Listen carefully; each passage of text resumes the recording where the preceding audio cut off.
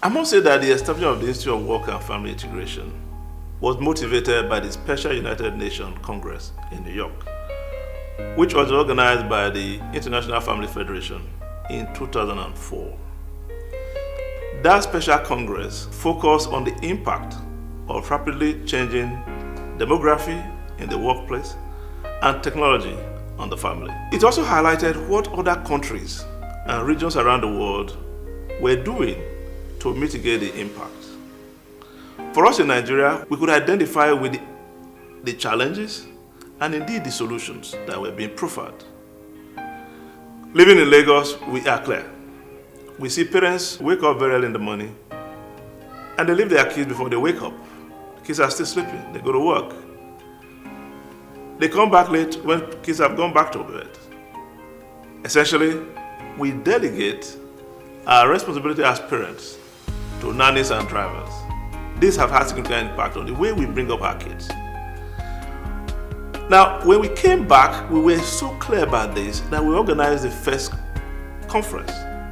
We call it Emerging Trends in Work and Family Balance. The emphasis was to really sensitize Nigerians and the employers so that we can collectively start to find solutions. We saw then that we have very successful parents, but we have delinquent children. And the institute was formed effectively a year later after the 2005 conference. So 2006, the Institute for Work and Family Integration was established. With the authorization of the Ministry of Justice, it was registered by the CAC. And so we have our institute, which has since been in place, addressing some of the issues that we saw in New York. Okay. At the Institute for Work and Family Integration, we focus on 5 main programs. First, we have professional programs and trainings, which includes our Family Advisory Program and trainings for CEOs and HR managers on work-life balance. Secondly, we have the Married Couples Retreat. We also focus on conferences, which we have 2 in a year, Society and Technology and Work and Family Conference. We also have seminars. Currently we have 2 seminars running. We have the Internet Safety Seminar and we have Affectivity Safety Seminar. We also focus on advocacy, and under advocacy, we do research and we have a newsletter. Work and Family Conference is an annual event. The professors from the academia, practitioners from the industry, they come together to discover, learn, and show from research-based results how family affect work and also the impact of work on families. Society and Technology Conference is a conference and exhibition that is hosted once a year. It is about bringing together professionals, professors, practitioners to discuss something that we find very alarming. I'll give you an example. Everybody has one of these devices. Cell phones, tablets, multimedia devices, you name it. Technology has moved at an alarmingly rapid rate in the last decade. And here we are in this country, in Nigeria, and we have not sought out to discuss, to meet, to proffer solutions as to what could be the impact of technology to society. And more importantly in society, the basis of society, the pillar of society, which is family. The conference is targeted at human resources directors, managing directors, chief executive officers, policy makers in the industry so that they can go back to their organization and see how to implement these family-friendly policies. We've done a few conferences in the Institute of Work and Family Integration. At the last conference, which was done in collaboration with the Lagos Business School, the theme was Digital Technology and New Media, Transforming Businesses, Challenging Family Values. In this conference, we sought to understand how technology has rapidly increased the value that's being created by businesses. However, we are seeing some impact, and we wanted to understand there is some kind of connotation that impact is negative. We wanted to be sure. We wanted to know from the experts, from research, from practitioners, people who are actually in the field dealing with this day to day. Is this impact truly negative to the family, or is it negative and positive, or are there negative parts we need to detune and positive parts we need to accentuate? The conference for this year is titled Work-Family Integration, Emerging Global Practices. In this conference, we're going to show what is the trend globally in family-friendly policies. We're going to take it a bit closer home to also show the Nigerian perspective of these family responsible policies. Now, we also got a bit realistic to see what's happening in the corporate world, what's happening in the individual companies. So there we tagged it the corporate reality. And in this, we got some companies who have implemented work and family policies with results. So the HRO directors of this company are coming to show to the others which of these policies they've implemented and which of them have actually worked in Nigeria, where it's known that nothing works. Finally, we're going to now show how work affects the families. So we're going to have very interesting topics like how not to get fired by your family. And then also we're going to show how family issues can actually affect productivity in the industry, in the companies, in the individual companies. We're also going to show individuals who are busy professionals, successful parents, and they're able to have their family going, and in fact living our main objective of better family, better business, and a better society.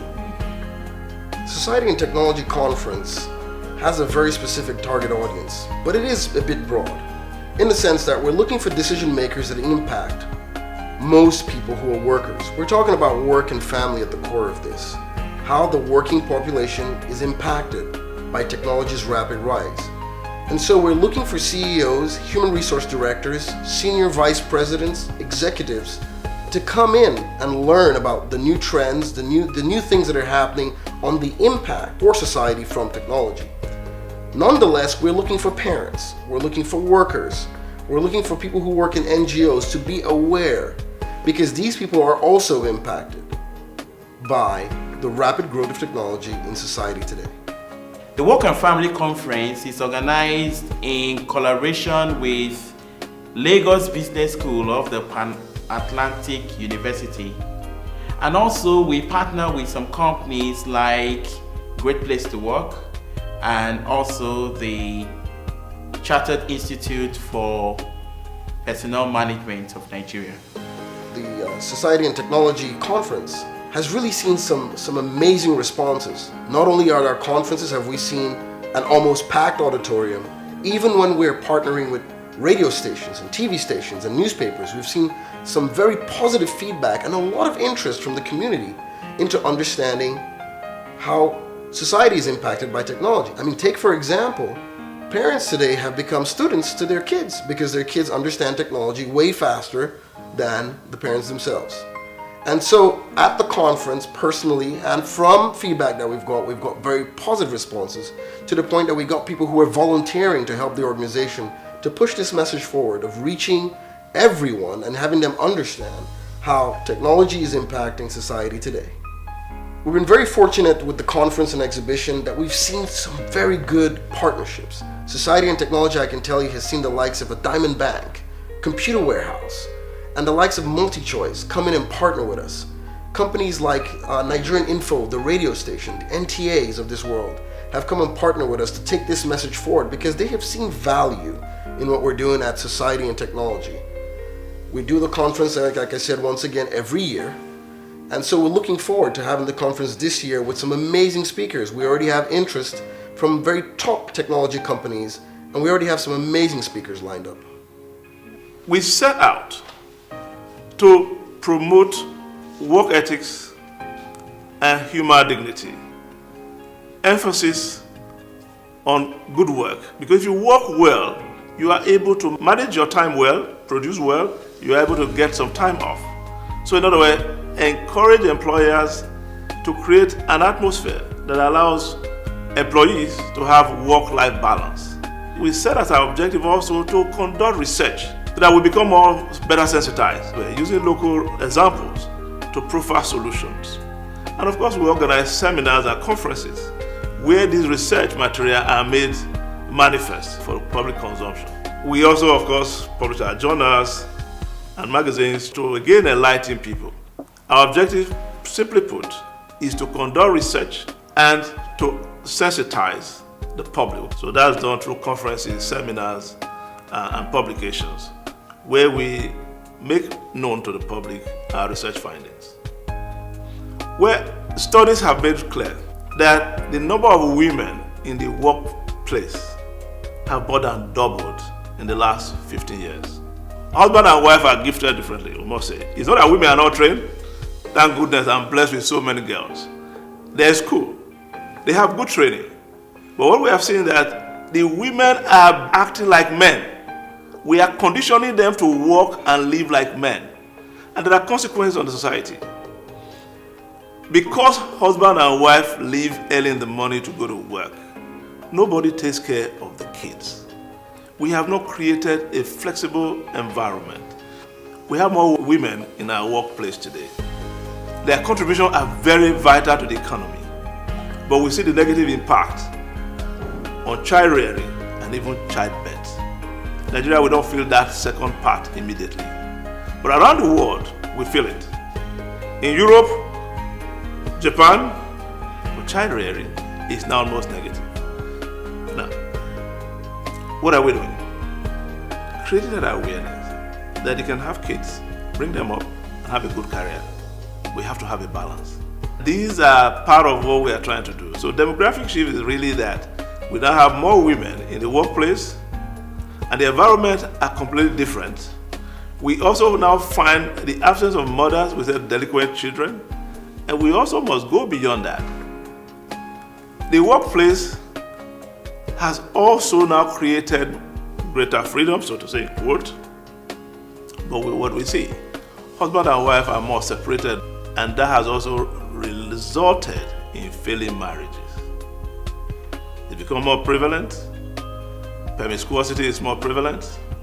Kids who are abandoned now look for other new mentors instead of their parents being their mentors. And all these have had significant. The Marriage Couples Retreat is a product of Institute for Work and Family Integration, which is designed to help couples to rediscover new love, to rediscover themselves, and to help them build a marriage that is a long life experience for both of them, and to help them bring up their children more effectively with the grace of God. The objectives of Marriage Couples Retreat, popularly known as MCR, is actually to address the societal problems. You know, there is this cliche of, oh, the family is under attack. And when you look at it, everybody looks out there to see, oh, where are the attackers coming from? But actually, they do not recognize the fact that the first attack on the family is the lack of knowledge of each other. And that is what the MCR is designed to address, to help the couples know themselves, know that they are a gift from God to themselves first. They have to accept this for them to be able to offer it to somebody else. And secondly, to help them to understand their spouses. Because it is only when you know your spouse that you can love them as they are supposed to be loved. And they'll be able to see themselves as gifts to each other from God. Nobody ever throws gifts around. You nourish them and you cherish them. And that is what MCR is stated to help them to realize. And again, you find that most of the problems you find in families, especially young ones, is that lack of understanding and communication. So the MCR is set out to help them, to equip them with the communication skills that is required and so needed in the family. And there are those parameters and keys The first one being dialoguing. Couples have to be able to dialogue. And you find that many don't even know what dialoguing is or what to say and how to put them, the choice of language and what you can tell your spouse. So the marriage couples retreat helps them to know, to understand what they must say, how they can say it, and to whom they are saying it. And of course, the major key in dialoguing is to be able to listen. And this is one of those areas that we focus on in the married couples retreat, to help the couples to know how they can listen. For them not to listen to what they are thinking, but rather to listen to what their spouse is trying to pass across. So the marriage couples retreat is focused on these areas basically, because once this is understood, all these are understood by the couples, definitely it will help them in their planning to strategize and have their family goals achieved. Because it is when you can dialogue, when you can communicate, that you'll be able to have a holistic planning for your family. So the marriage couples retreat helps the couples to make plans, to come up with strategies that will help them to plan for their families and have a fruitful relationship. And also to give them that getaway. We get stuck up in our everyday activity that we don't know that there's life between the spouses. So the married couples retreat helps the couples to get away and to focus on themselves for just a weekend of no distraction from the children, from relatives, from bosses in the office, from whoever, but to help them to focus on each other and rediscover their true love. What brought them together in the first place, how it used to be when they just started, and renew their friendship in marriage. And at the end of the day, be able to be good parents to their children.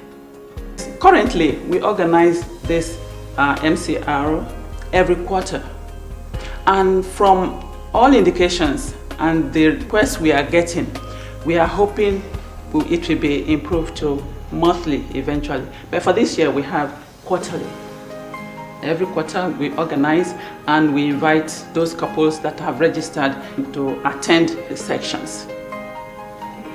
A number of the activities we have therefore focus on family renewals, reintroducing parents into the education of their kids, and we also have programs that sensitizes parents to the impact of new technology on their kids.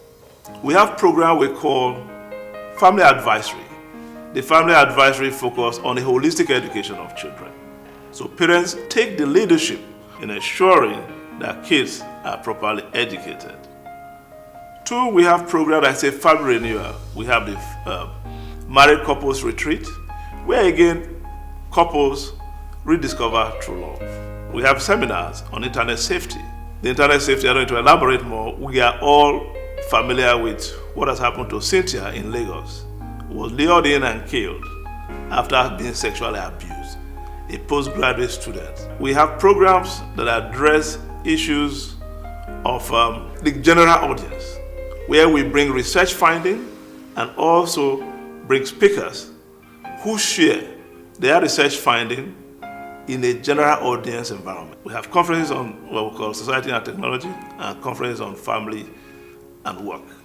Again, these are a number of initiatives we are promoting and areas where we focus our research.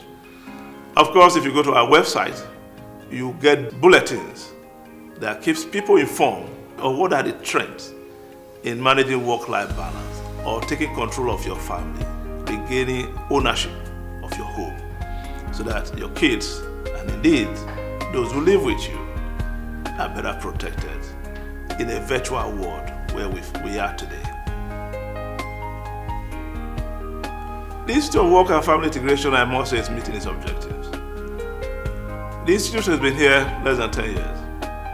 But I must say, in this period, we've organized annual conferences. We now have 2 conferences a year. And the attendance at these conferences show me that we're making an impact. The last conference we had on society and technology, there were at least 5 radio and television stations in this country that aired it live. It means we are reaching hundreds of thousands of people. That's in a general if you like, dissemination of information on how best to deal with issues and challenges. But we put out really our research findings. How we are answering the question, how do we live a wholesome family life in an environment where materialism and the new media constantly invade our privacy and our kids. So for that reason, I think we are making significant impact. We have programs which I say is more specific, where we now bring parents back to take ownership of the education of their children. They partner more effectively with the teachers to ensure that the kids imbibe their own character. In other words, let parents become the role model for their children. And I think, I will say again, we are making impact. You may not see it in general society so far, but I think we are creating small oases, which in time will flow together. Well, when my kids were much younger, we watched television together and we discussed issues. What did we learn from a particular program? Today, my grandkids go out on the street with their smartphone. They are in the world, but we are not there. So our new effort is to now sensitize parents to the danger and also the remedy. Beyond that, while my generation may call itself immigrant to the new media space, we also now are encouraging ourselves to also get involved so that we can send tweets or messages to our kids. It gives them a new sense of confidence. Oh, mom and dad may actually be seeing what I'm doing. It becomes more meaningful. So we are again helping parents, sensitizing them so they can be involved in the lives of their kids, so that the kids don't go into the World Wide Web on their own, roaming in a virtual world where they meet strange people without their parents. So we are trying again to sensitize parents. There are risks here. You send your child to learn how to drive. How much preparation do you give your child to ensure he's living in the virtual world, he's living as if you are there? We've made significant impact in a society as big as ours, 150 million people. I can tell you it's going to take a while for you to see it globally. But from the families we interact with, from the schools we work with, and the seminars we organize, we feel we are very enthused because we see parents and we see participants who are happy and they say, thank God for this your work and family integration. Maybe indeed, someday, we will now have a new society where we can say better family, better business, and better society. I think that's our vision, and that's what we are driving constantly. And we know it's going to happen because it's already happening. We are seeing it. For us as an institute that is contributing to this renewal, we would like to be the best family work research center in Nigeria, indeed in Africa. We think we have the drive to do that. We are associated with good universities and institutes, and we are collaborating to ensure really that we become a reference point on issues of work and family. That's our vision, and that's our hope.